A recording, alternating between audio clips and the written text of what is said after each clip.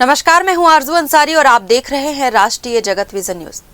छत्तीसगढ़ माध्यमिक शिक्षा मंडल द्वारा कक्षा 12वीं हिंदी विषय की पुनर्परीक्षा आज आयोजित की गई। यह परीक्षा पहले पेपर लीक होने के कारण निरस्त कर दी गई थी। हालांकि दोबारा परीक्षा देने वाले अधिकांश विद्यार्थी इस निर्णय से नाखुश नजर आए। परीक्षा देकर बाहर निकले छात्रों ने कहा कि उन्होंने पहले पूरी तैयारी के साथ ईमानदारी से परीक्षा दी थी, लेकिन पेपर लीक होने के कारण उन्हें दोबारा परीक्षा देनी पड़ी। उनका कहना है कि इसका सीधा असर उनके परिणाम पर पड़ेगा। कई छात्रों ने ये भी बताया कि यदि परीक्षा पहले तय तारीख पर ही होती तो उनके अंक बेहतर आ सकते थे। जानकारी के अनुसार 15 मार्च को 12वीं की हिंदी का पेपर लीक हो गया था, जबकि परीक्षा 16 मार्च को होनी थी।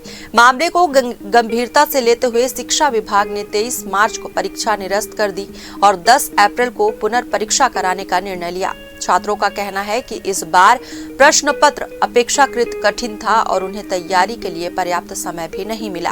कई विद्यार्थियों ने दावा किया कि लगभग 75% छात्रों को इस बार के पेपर से कम उम्मीद है, जिसके रिजल्ट प्रभावित हो सकता है।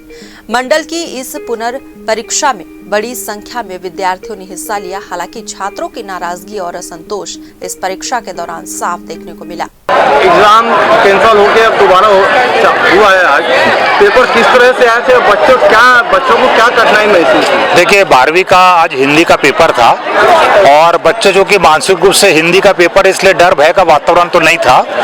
बाकी कुछ बच्चे जो तो कि पेरेंट्स के साथ घूमने चले गए तो उनको सबको फोन करके बुलाया गया, तो अधिकांश बच्चे को सूचना हो गई थी और सारे बच्चों को फोन करके बुलाया गया कि आपका पेपर 10 अप्रैल को होगा। तो अधिकांश बच्चे थे, जितने सबको सूचना होने के बाद वो आए। इस समय चाक चौकस व्यवस्था थी, 1 टाइम पासवर्ड दिया गया था, प्रश्न पत्र गोपनीय ढंग से रखे गए थे थाने में, उसमें पासवर्ड का टैग लगा हुआ था। राजस्व अधिकारी की उपस्थिति में उसको खोला गया और पैकेट को लाया गया। तो वातावरण बिल्कुल सतर्कता पूरी बरती गई और बच्चों की चेकिंग भी बहुत टाइट थी। हर कमरे में 2-2 पर्यवेक्षक थे, वो लोग ने भी बच्चों को चेकिंग किया। किसी भी तरह का इलेक्ट्रॉनिक मोबाइल वॉच प्रतिबंधित था।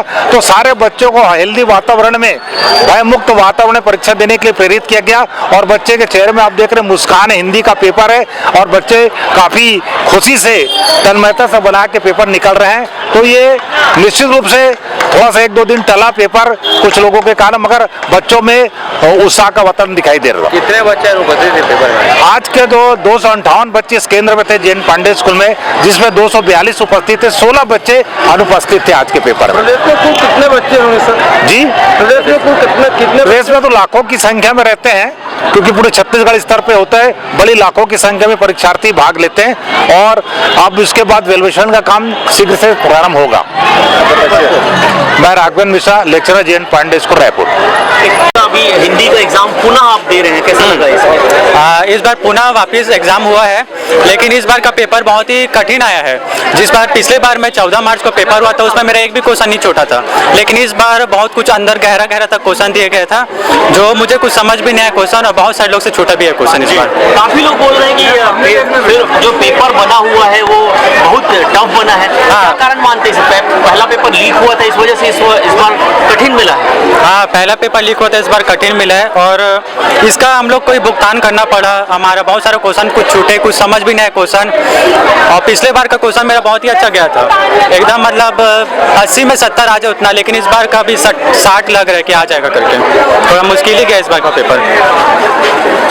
ये पेपर जो लीक हुआ था उसके लिए दोषी किसको मानते हैं और उसको नुकसान किसको हुआ? अब दोषी तो सरकार को नहीं मान सकते। अब हमारी जो पढ़ाई के कारण होता है, जो हमारी टीचर है जो थोड़े घूस ले लेते हैं या फिर पेपर लीक कर लेते हैं, उनको मैं कहना चाहूँगा कि उसका जिम्मेदार हमें लेना पड़ा।